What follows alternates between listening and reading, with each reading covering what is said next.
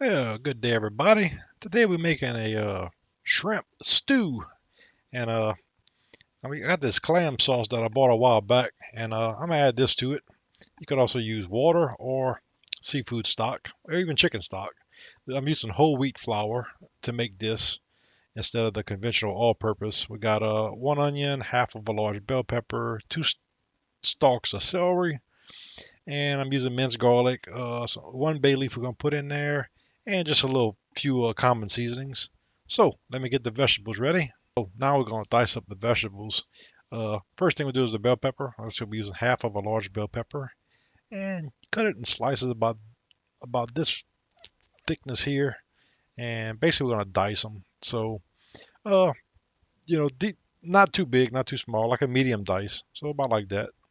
So I'm gonna get all those done.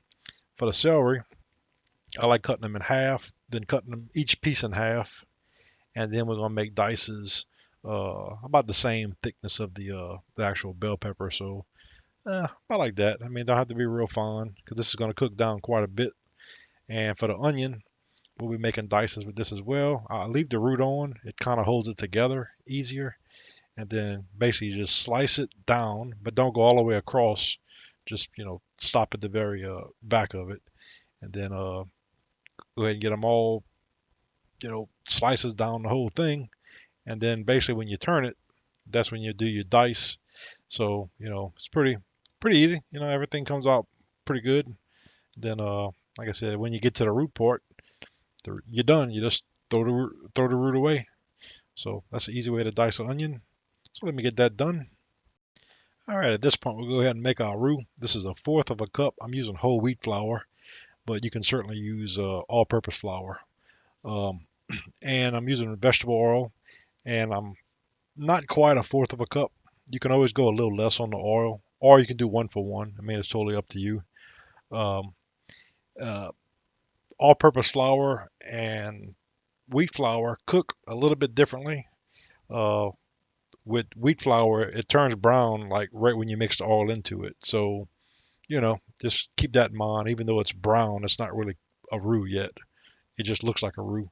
So the all-purpose probably takes a little longer to do than a wheat, but it's pretty easy. Just do it on a very like a medium low heat. And so let me get that started, and I'll time it and see how long it takes. All right, so this has been about 8 minutes, and we got a little ways to go. Just watch your heat level. You don't want to burn it. If you see smoke starting to rise from your roux, make sure you lower the fire down because it's getting too hot at that point. If you're using all-purpose flour, it would not be brown this much right now at 8 minutes.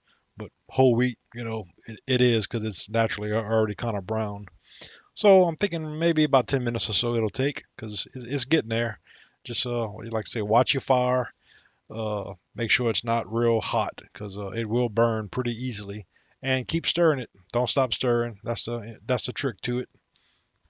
All right, so this has been about 11 minutes, and it's pretty much where I want it at. At this point, we'll go ahead and add our vegetables. We're gonna add the onion, the bell pepper, and the celery to it. I'm not gonna put the bay leaf or the garlic in yet. So uh, put your vegetables in. Now, as soon as you put your vegetables, the roux will basically stop browning at that point. So make sure you got your roux where you want it at before you add your vegetables to it. And then, like I say, once you get it brown enough, add your vegetables. Scrape down the sides of your pan, and I'm thinking around 10 minutes we want to cook this for, and that should get the onions almost translucent, and then we'll get ready for the next step. All right, at this point we'll go ahead and add our liquids to it. Uh, like I said, this was about 10 minutes that I cooked it for. So we're gonna go ahead and add the clam juice to it, and then get that mixed up pretty well.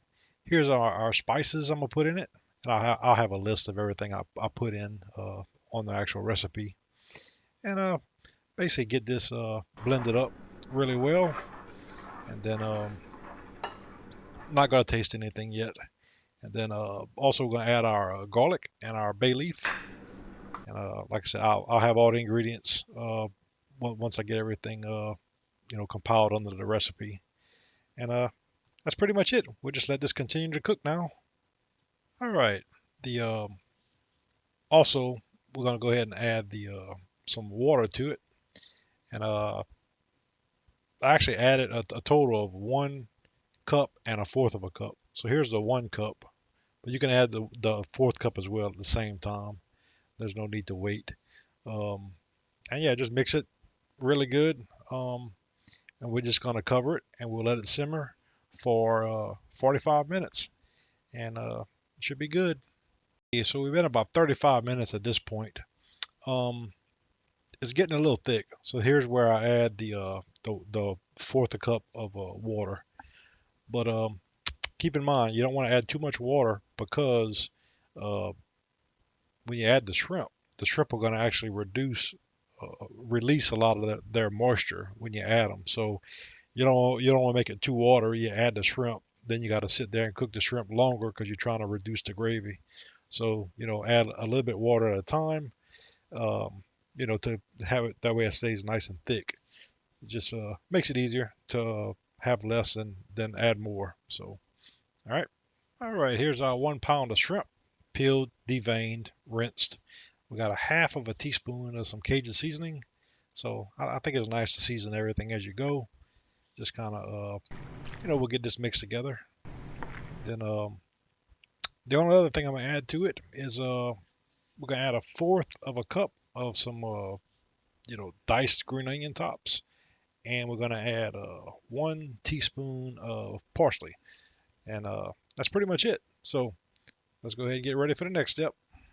All right, at this point, we'll go ahead and add our shrimp.